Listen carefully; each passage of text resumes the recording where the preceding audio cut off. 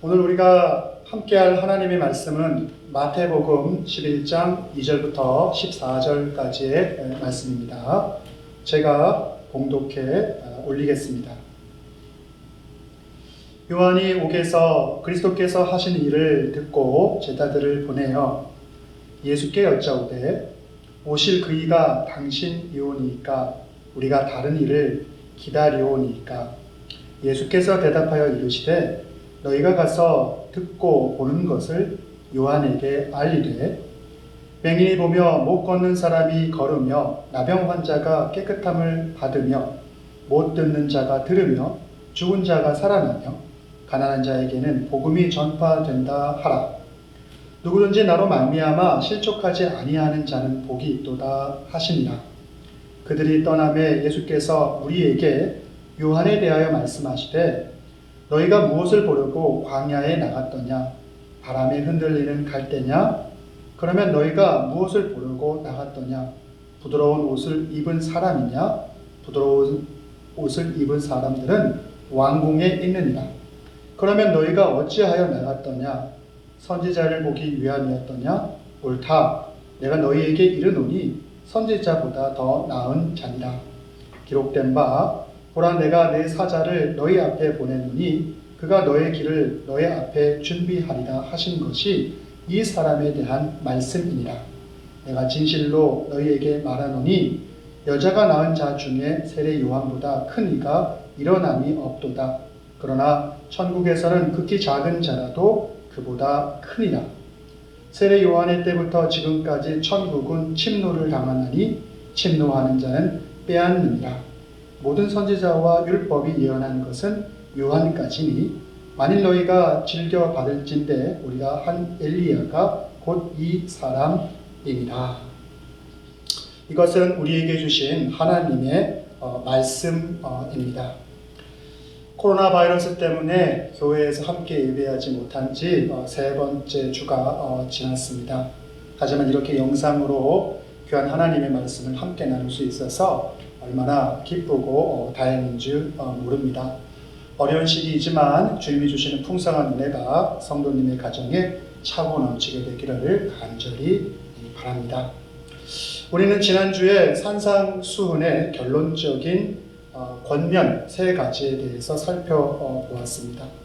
예수님께서는 산상수훈의 결론으로 우리에게 세 가지를 말씀해 주셨습니다. 대접받고자 하는 대로 다른 사람을 대접하여라. 또 좁은 문과 또 협착한 길로 갈 것을 우리에게 말씀해 주셨죠. 그리고 마지막으로 예수님의 말씀을 그것을 듣고 행하는 것이 지혜로운 참된 믿음을 소유한 백성이라고 우리들에게 말씀해 주셨습니다. 자, 이것을 좀 우리식의 표현대로 표현하자면 예수님께서는 우리들에게 헌신적인 사랑을 요청하셨고 또 우리가 그리스도인이라면 세상의 가치를 따르지 않기에 우리가 해야 할 역할들, 우리의 책임의 역할들이 있음을 요구하셨고 그것을 책임질 것을 우리에게 말씀하셨습니다.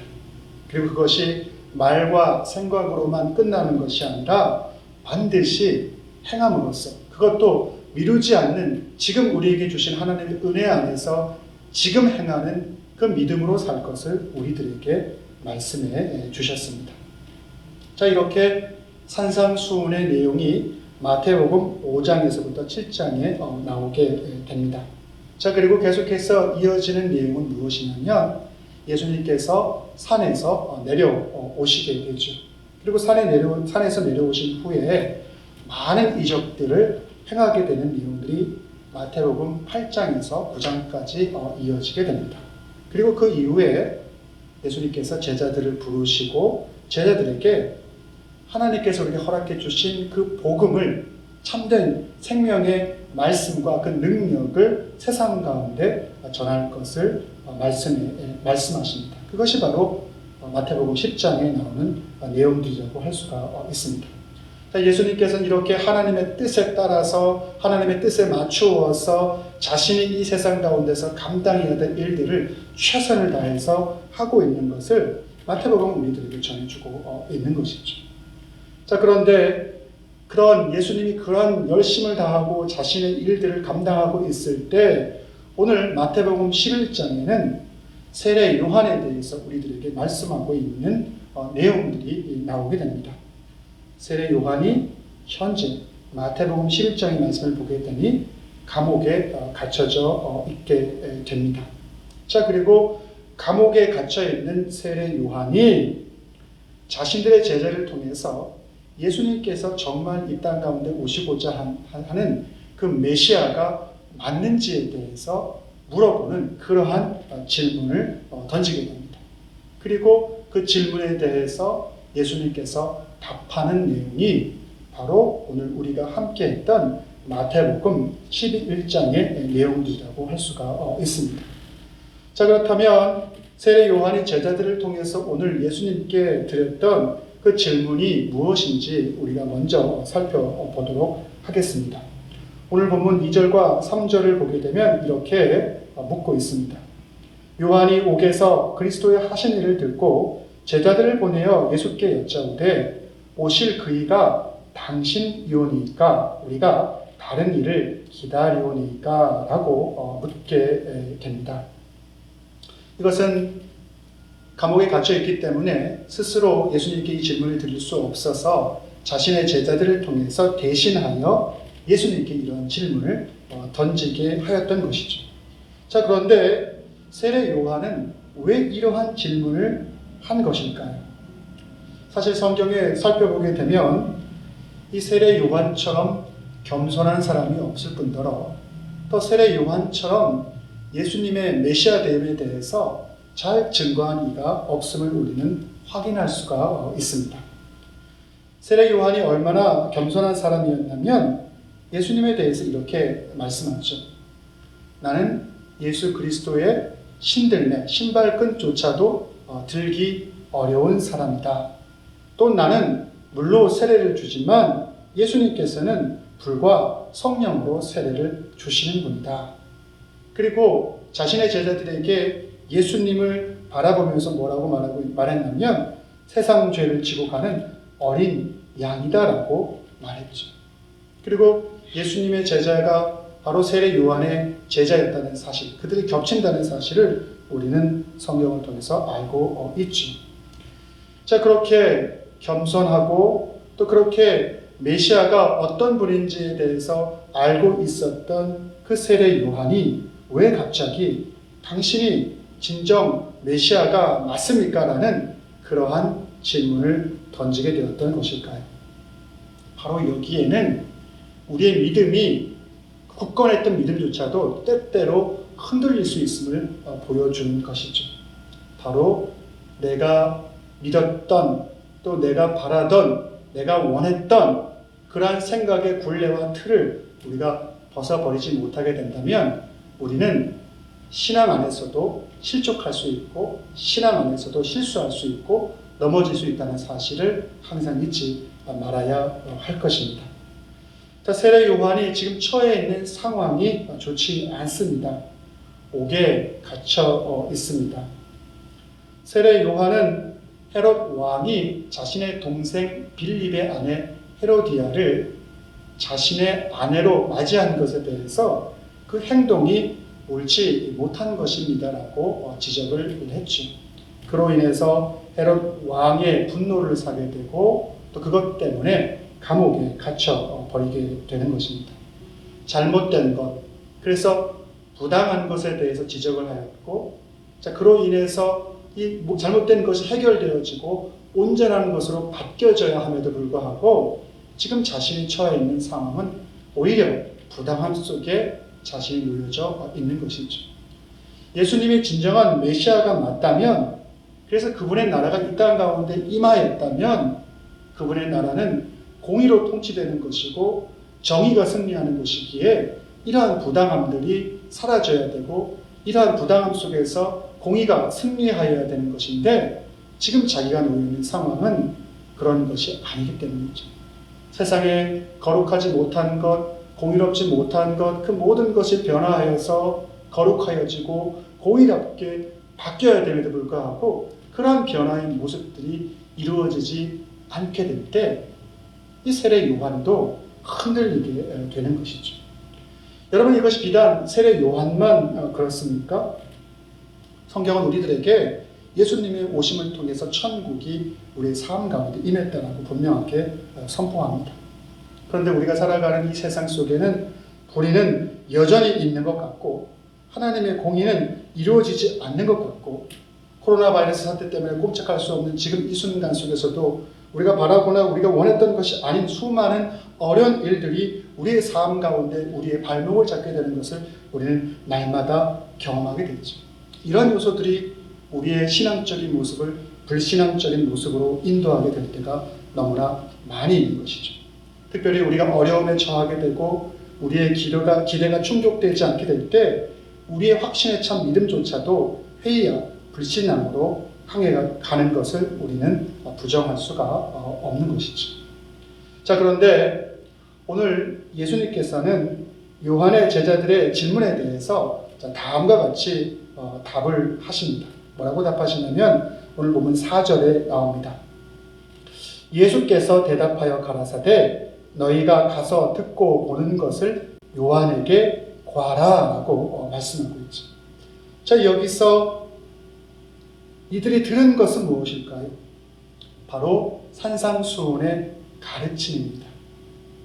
산상수훈, 산에 올라서 세상 사람들이 상상할 수 없는 정말 복음의 보배와 같은 보화와 같은 그러한 귀한 가르침이죠. 그 너희들이 들었던 그것을 기억하라라고 말씀하고 있죠. 또 본 것은 무엇입니까? 그러한 세상과 비교할 수 없는 놀라운 가르침을 가르쳐 주신 이후에 산 밑으로 내려오시죠. 그리고는 많은 이적들을 행한 것을 바로 봐라라고 말씀하고 있죠. 병을 고치기도 하시고 회당장 야이로의 죽은 딸을 살림을 통해서 예수님의 능력, 복음의 능력이라는 것은 죽음조차도 뛰어넘는 놀라운 것임을 분명하게 보여주신 것이죠.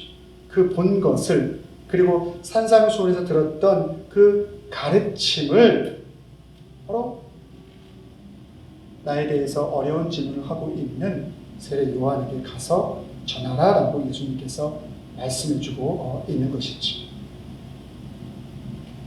우리는 여기서 복음에 대해서 생각해 볼 수 있어야 됩니다. 우리의 삶 가운데서 우리의 가장 참된 것을 허락할 수 있는 것이 과연 무엇인가?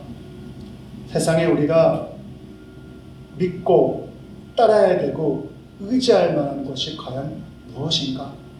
세상적인 가치가 아니라는 사실, 그것이 오늘 산상수훈에서 우리에게 말씀해 주셨던 심령이 가난한 자, 하나님의 나라에 대해서, 예수 그리스도에 대해서 심령이 가난한 자, 그리고 하나님이 원하시는 통치의 방식이 세상 가운데 공의를 이루어내시는 것이라면 그 하나님 나라의 온전한 통치에 대해서 의에 줄이고 굶주려 있었던 그 백성들에게 임하게 되는 놀라운 축복, 그것이 바로 복음이고 그것이 우리가 의지해야 될 것이고 그것이 우리에게 참된 생명을 줄 수 있는 유일한 것이라는 사실을 예수님은 우리들에게 말씀해주고 있는 것이죠. 그런데 이러한 선물을 우리들에게 허락할 수 있는 분은 누구십니까? 바로 예수님만이 우리들에게 이 놀라운 복음을 선물해 주실 수 있는 분이시죠. 그런데 그런 예수님께서 오늘 본문 6절에 보면 다음과 같은 말씀을 하십니다. 이 말씀이 굉장히 중요한데 뭐라고 말씀하시냐면 누구든지 나를 인하여 실족하지 아니하는 자는 복이 있다라고 말씀하시죠. 여러분, 이게 무슨 말씀입니까? 예수님 때문에 믿음 가운데 혹여 실족하는 경우들도 있는데 그렇지 않는 이들에게 복이 있다라고 말씀하는 거예요. 우리의 믿음이 예수님 때문에 걸려 넘어진다는 것, 과연 이것이 무엇을 의미하고 있는 것일까요? 근데 오늘 성경은 우리들에게 그런 이들을 보여주고 있지 않습니까? 세례 요한이 자신의 믿음이 흔들리고 있는 것을 보여줍니다. 예수님 때문에, 예수님을 바라보면서. 여러분, 우리는 어떻습니까? 우리도 예수님을 바라보면서 믿음이 흔들릴 때가 있지 않습니까? 왜 그럴까요? 바로 우리가 생각하는 예수님과 예수님이 생각하는 자신의 일 사이에 큰 차이가 있기 때문이죠. 예수님은 이 땅 가운데서 하나님의 선하신 뜻을 이루어내심을 통해서 이 세상 가운데 가장 풍성한 것을 우리들에게 주시기 위해서 이 땅에 오셨죠. 그래서 철저하게 자신을 낮추시고 희생하시고 헌신적으로 그 모든 것을 우리를 위해서 내어주셨죠. 바로 그것이 예수님께서 이 땅에 오신 목적이고 그분이 성취해야 될 것인데, 오늘 우리는 그러한 예수님이 바라고 원하는 것을 따라가기보다는 내가 생각하고 내가 원하고 내가 바라는 것대로 예수님이 나를 이끌어 주실 것을 바라봄을 통해서 예수님을 쫓게 될 때가 많이 있죠. 그렇게 예수님을 쫓다 보면 우리의 삶 속에서 내 바람과 내 욕심이 이루어지지 않게 될 때 우리는 예수님 때문에 실족하게 될 수밖에 없는 것이죠. 예수님은 자신에 대해서 이렇게 말씀하셨어요. 나는 영생의 떡이다 라고 말씀하셨어요. 사람들은 육신의 떡으로서 예수님을 바라볼 때가 많지. 내 육신을 채워줄 만한 분으로서의, 내 욕심을 채워주시고 내 욕심을 통해서 나를 드러나게 하실 분으로서 예수님을 바라볼 때가 있죠. 그런데 예수님이 바라보는 예수님이 이 땅에서의 사명은 영생의 떡으로서 하나님의 뜻에 순종함으로써 우리가 얻게 되는 그 풍성함을 우리에게 원하시고 있는 것이죠. 그래서 우리가 예수님을 따르는 데 있어서 내 기대와 내 생각을 예수님의 뜻에 맞추지 않는 한 우리는 믿음 생활을 하면서도 그것 때문에 실족하여서 넘어지게 될 때가 많이 있는 것이죠. 그런데 오늘 본문에 보게 되면 세례 요한도 그러한 어려움이 있었던 것을 분명히 보여주지만 예수님이 세례 요한에 대해서 평가하고 있는 부분은 너무나도 세례 요한을 높게 평가하고 있는 것을 우리는 확인할 수가 있습니다.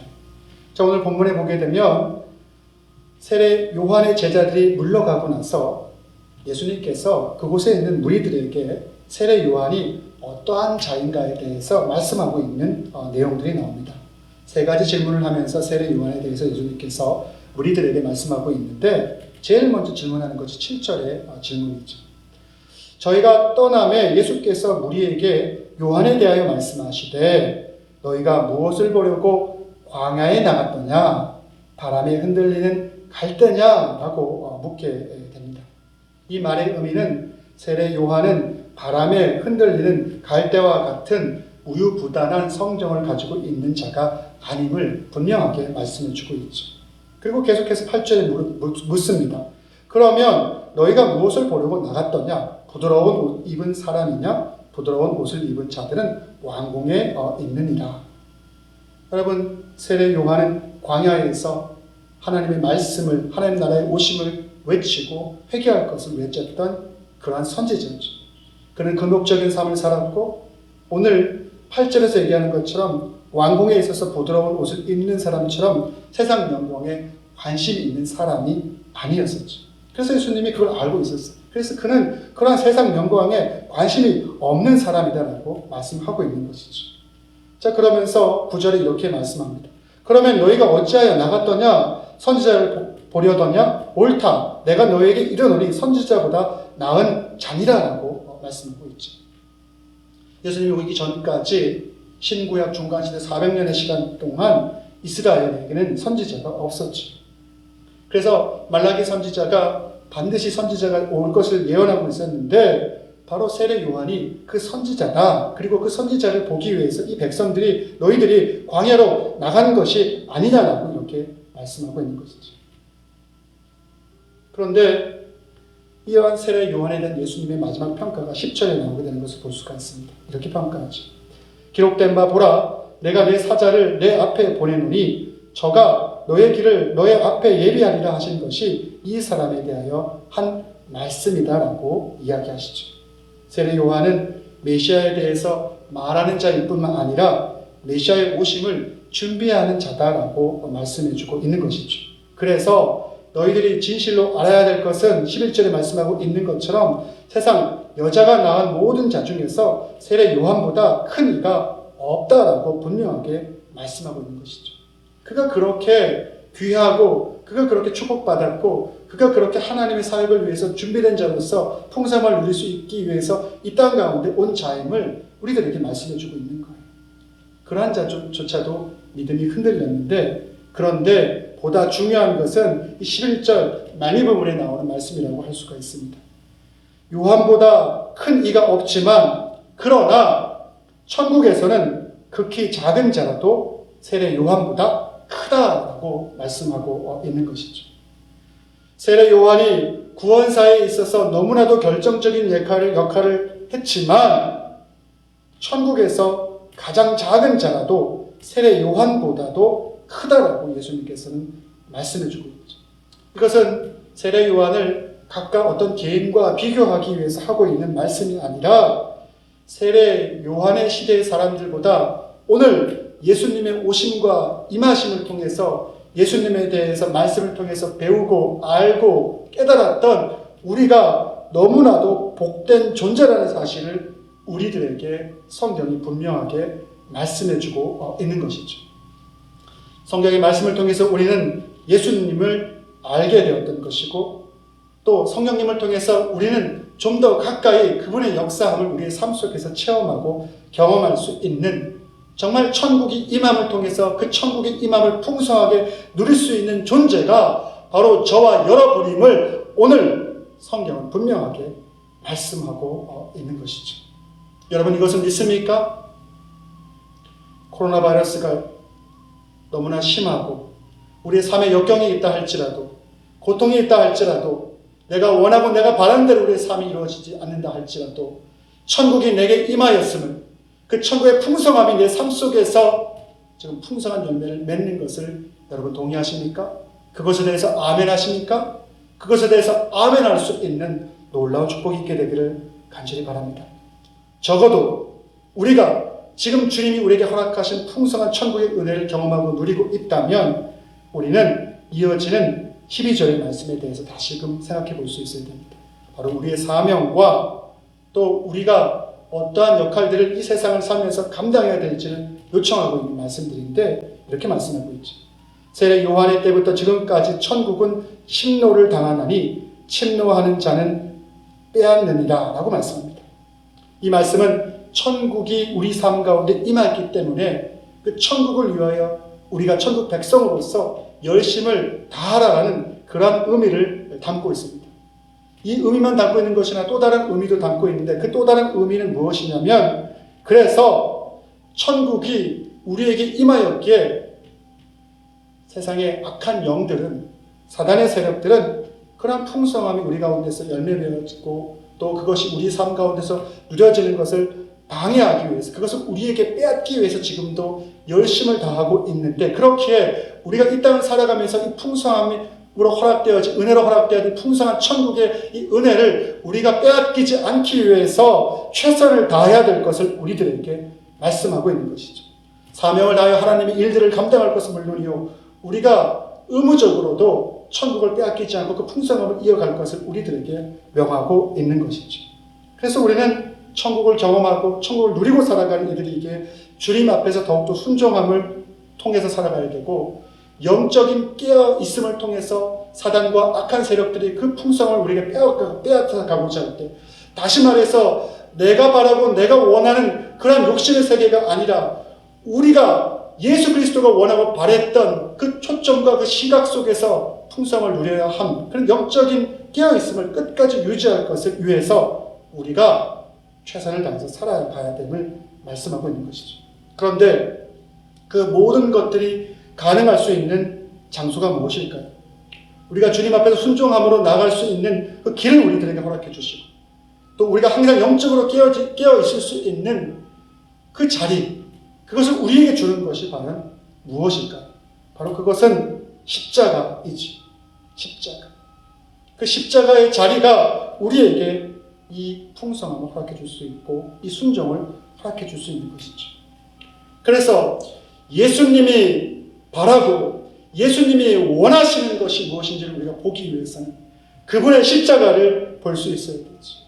우리는 예수님의 십자가를 통해서 나를 위해서 모든 것을 허락해 주신 예수님의 그 사랑을 기억할 수 있어야 됩니다. 그래서 나와 풍성한 관계를 맺게 된 그 사랑의 장소로서의 십자가를 우리는 다시금 마음 가운데 새길 수 있어야 됩니다.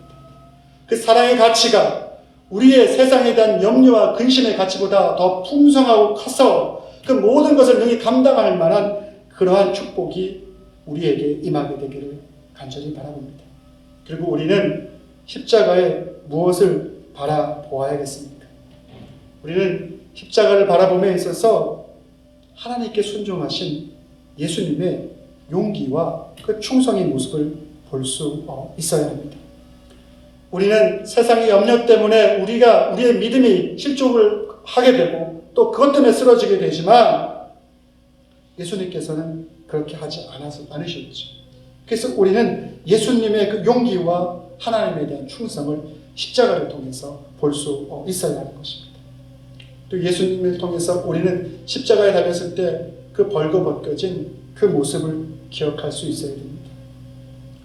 옷이라는 것은 우리에게 몸을 보호하고 온기를 제공해주고 정체성을 주며 사람들에게 자신의 지위를 보여주는 그러한 상징적인 역할을 하죠. 근데 주님은 그 모든 것을, 자신의 옷을 다른 이들에게 빼앗겼죠. 그래서 위험과 수치 가운데 자신의 모든 것을 드러냈음을 우리는 십자가의 예수님을 통해서 볼 수 있어야 되죠. 근데 왜 그 모든 것을 그렇게 허락하셨을까요? 바로 죄와 허물을 예수님께서 대신 짊어지기 위함이었습니다. 그리고 우리가 십자가를 바라볼 때 십자가를 통해서 우리는 우리의 구원자이신 예수 그리스도를 보아야 합니다. 하나님의 아들이신 예수 그리스도를 보아야 합니다.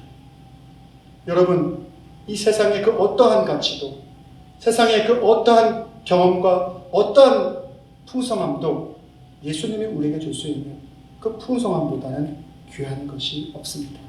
그 능력보다는 더 큰 능력을 가지고 있는 것이 없지.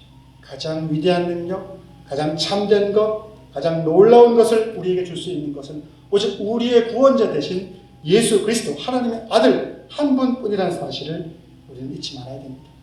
그분은 죽은 자도 살리시고 능력으로서 모든 것을 해결하시고 이끌어주신 분임을 성경은 우리들에게 분명하게 말씀하고 있습니다.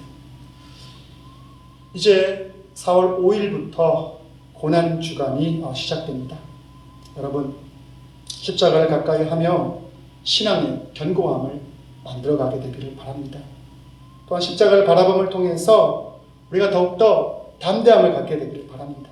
그리고 겸손과 헌신의 의미가 무엇인지를 깊게 묵상하고 다시금 그것을 깨달음으로 풍성함을 누릴 수 있게 되기를 간절히 바랍니다. 또 무엇보다도 그런 모든 과정들을 통해서 우리에게 허락된 천국의 그 기쁨을 빼앗기지 않고 날마다 더 큰 풍성함을 누리고 살아갈 수 있는 저와 여러분 모두가 되기를 간절히 바랍니다. 기도하겠습니다. 사랑과 은혜가 풍성하신 주님, 이제 고난 주간이 시작됩니다. 우리를 위해서 철저하게 자신을 희생하신 예수 그리스도를 바라보게 하여 주시옵소서. 그분이 짊어졌던 십자가, 달리었던 십자가, 그것을 바라봄을 통해서 우리 삶의 자리가 어디인지를, 무엇을 향해야 되는지를, 또 무엇을 통해서 우리가 풍성함을 누릴 수 있는지를 우리가 다시금 기억하게 하여 주시옵소서. 그래서 주님께서 우리에게 허락하신 첫사랑과 천국의 기쁨의 풍성함을 예수 그리스도와 연합함을 통해서 다시금 회복할 수 있는 저희 모두가 될 수 있도록 역사하시고 인도하여 주시옵소서. 이 모든 말씀 사랑과 은혜가 풍성하신 예수님의 이름으로 기도드렸사옵나이다. 아멘.